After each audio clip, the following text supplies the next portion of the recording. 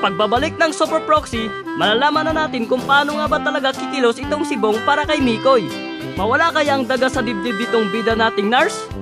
Pakinggan natin dito sa ikalawang hirit ng kwento sa buhay ni Mikoy, dito sa Malaala on Radio. O pre, gising ka pa. O kamusta naman yung stay mo dito sa bahay? Ayos lang ba yung kwarto mo? Oo pre, okay lang. Nga lang dingding lang pala pagitan sa kwarto mo. Maingay pa naman ako matulog. Lalo na pag may kasama.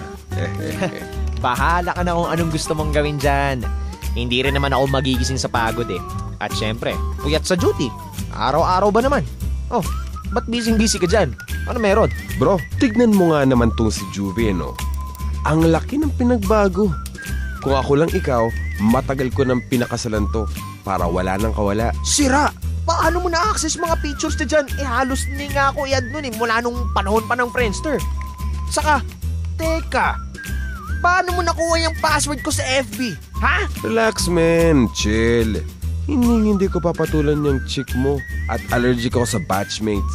And besides, wala rin naman akong ginagawa these days. Kaya full blast tayo sa project natin. Project? Oo, project. Anli ka? Ulit-ulit, piga-piga? Ikaw, ang project ko. Ngayon ko palang gagawin ang maging Super Proxy. Gusto kong malaman kung talaba moves ko kung para sa iba ko gagawin. Sawa na rin ako sa puro para sa akin lang eh. Walang kasing palpak, pre. Wow! Hangin mo, Dre. Wow, ha? Baka magibakisam eh. Saka, magdahan-dahan ka dyan, ha? Baka kung anong i-post mo dyan at profile ko yan. Teka nga. Tignan ko nga baka naman... Hey, chillax. Hindi kita ilalaglag. Aba. Shh. Akala ko ba naka-private yung profile niya? Friends na kayo dito, men. Walang ya? Paano nangyari yun? Pinad mo at inaccept niya. Paano mo sinabi? Ano nagagawin ko ngayon? Naku, makikita niya yung mga nakatag na pictures ko pare. Nakakahiya. Dahil mong arte. Daig mo babae. Mikoy, remember the word chillax. Ay, tagal naman. Pareho din kaya yung password nitong si Mikoy sa YM? Masubukan nga.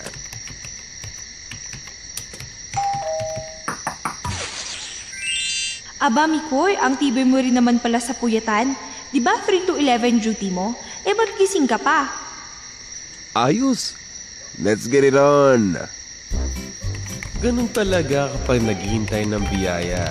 Kailangan mo magtiyaga. By the way, kumusta ko nga pala? Got your mobile number pala from Imong. Sorry kung ngayon ko lang pinaalam. Okay. Buti naman at hindi ka nag-text, baka hindi rin kita replyan. I'm okay. Eto, hinihintay ko mag-login si Mama para makapag-usap kami. Mas tipid kasi kaysa cellphone. Tsaka sa ganitong oras kasi hapon pa lang sa kanila. Let me ask, parang napaka-absurd naman at ganyan ang mga hirit mo. Dumudoble na ang mga sentences mo ngayon In fairness.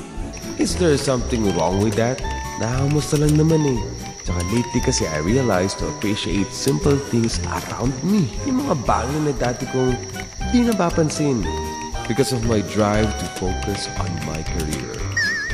And that includes this, YM. Apparently, pareho pa rin pala ang email mo since high school.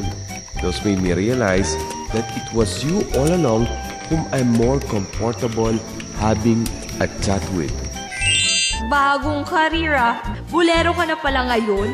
And surprisingly, marunong nang maghintay dahil kanina ko pa nakitang online ka. Almost the same day na inaccept ko yung friend request mo sa akin sa FB. Ang awkward mo ngayon Anong meron? Lasing ka? You bust me first, right? That means you're curious. Here's the deal. 3 months from now, meron tayong high school reunion. Well, some of our classmates made me in charge sa mga batchmates natin na nandito sa Baguio.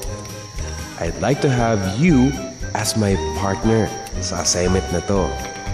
If you don't mind. Well, what a surprise, Mikoy. Such courage. Ikaw na. I really don't mind. Madali lang naman yan eh. At mukhang hindi ka rin naman iimik sa harap ng ibang girl batchmates natin pagkabigay mo ng proposal na yan sa kanila. Sige, tulungan na nga lang kita. Maswerte ka at crush pa rin kita till now.